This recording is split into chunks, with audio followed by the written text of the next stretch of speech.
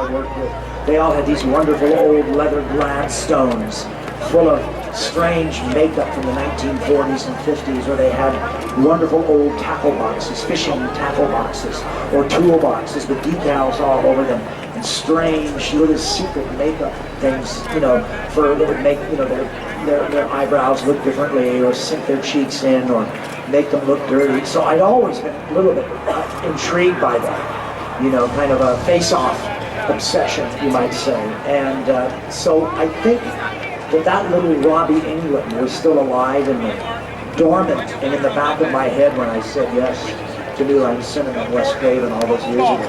I think I wanted to kind of meet the challenge of the makeup. I think it was something that was latent inside of me, you know, the dormant fanboy is resurrected. So Freddie's taken on Jason in the past. Who else would you like to see Freddie take on? Well, not Chucky. That's a lot. Right. Yeah, no, I don't know. I mean, you know, there's sort of a logic to Freddie maybe winding up, you know, having to go toe-to-toe with Michael Myers. That might be interesting. Maybe Freddie would be poaching on some of Michael Myers' girls or something. And that could easily be Elm Street, you know, the Halloween neighborhood. That could easily be somewhere where Freddie could get to, yeah, with all those autumn leaves on the ground and Freddie's work boots coming down the street. And if, you know, again, if Michael Myers took a nap, I could kick his ass. At what point did you realize Freddie had become this big, iconic horror character and cinema character in general? Was there a specific moment? Well, for me, there was two. One was I was in New York signing autographs for V. And it was a rainy day, and it was me and William Shatner. And it was a science fiction, early science fiction convention. And my line went out the door and into the rain and around the block.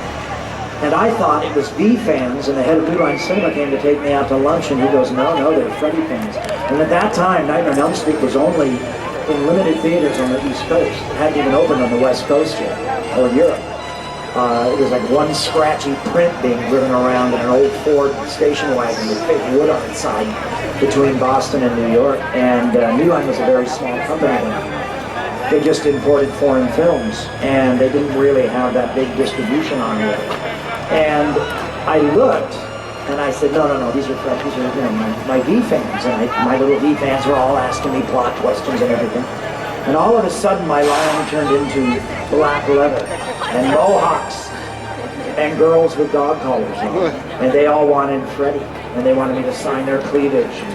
One girl even said, "Sign me, Freddie." So that was my first inkling that this had really taken off with a life of its own. And then I went over I was in England doing publicity for one of the Nightmare on Elm Streets, or for V, I can't remember which. And literally Italian grandmothers came up and pinched my cheek and were fans, because they have a great respect for horror in Spain and Italy. It's not kind of put down like it is in America. You know, it's not a second-class art. It's considered just as important as the Western or the detective movie or the romantic.